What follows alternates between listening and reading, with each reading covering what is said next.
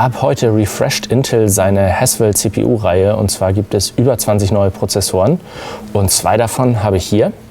Und zwar in meiner rechten Hand befindet sich der Core i5 4690 und in meiner linken befindet sich kein neuer Prozessor, sondern der alte, der 4670K.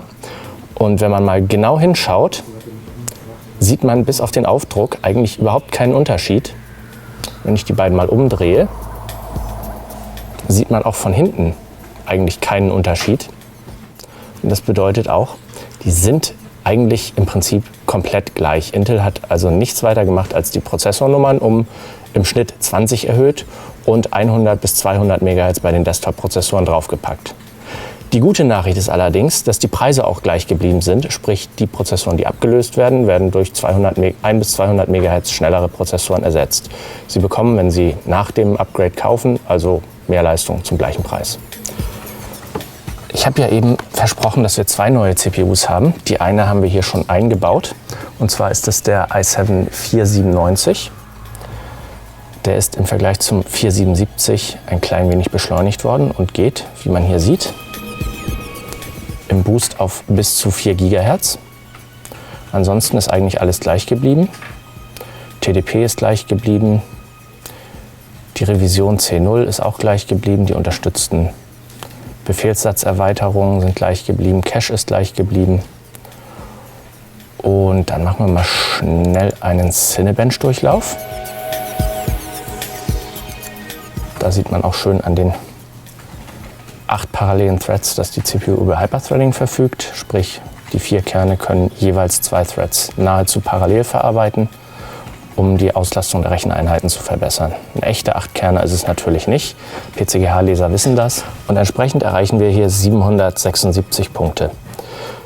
Der 477K, wir haben hier ein Ergebnis mit Übertaktung auf 4,4 GHz, kommt auf 822 Punkte. Mit Standardtakt liegt er bei 756 Punkte. Also ein kleines Upgrade bekommt man durch den 497 schon, aber keins, wofür sich jetzt das Aufrüsten von einem älteren Haswell i7 lohnen würde.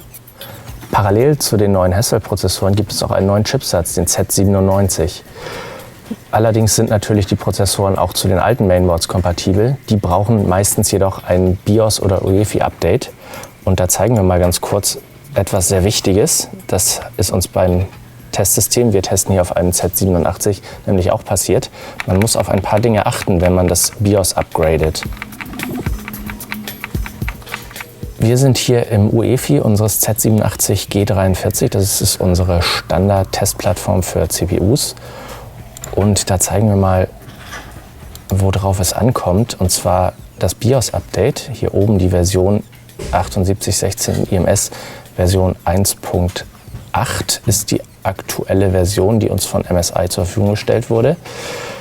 Allerdings gibt es da 2 Möglichkeiten, das BIOS abzugraden über M-Flash. Und zwar kann man einmal nur das BIOS updaten und man kann das BIOS und die Management Engine updaten.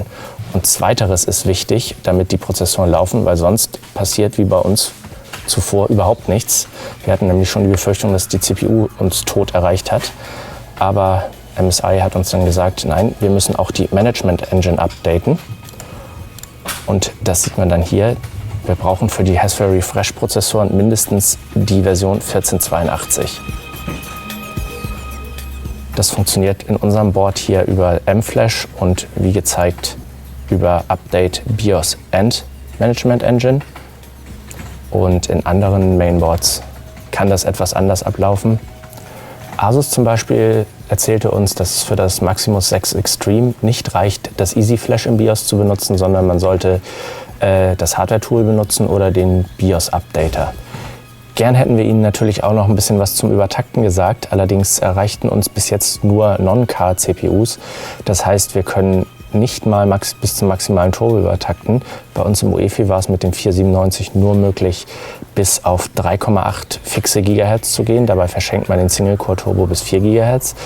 Und beim Übertakten per B-Clock sind wir so bei 103 Megahertz etwa hängen geblieben. Das heißt, Im Maximalfall haben wir es geschafft, die CPU im Single-Core-Turbo statt auf 4 GHz auf etwa 4,1 GHz, das irgendwie 1/4% ist oder so, 4% sind, zu übertakten.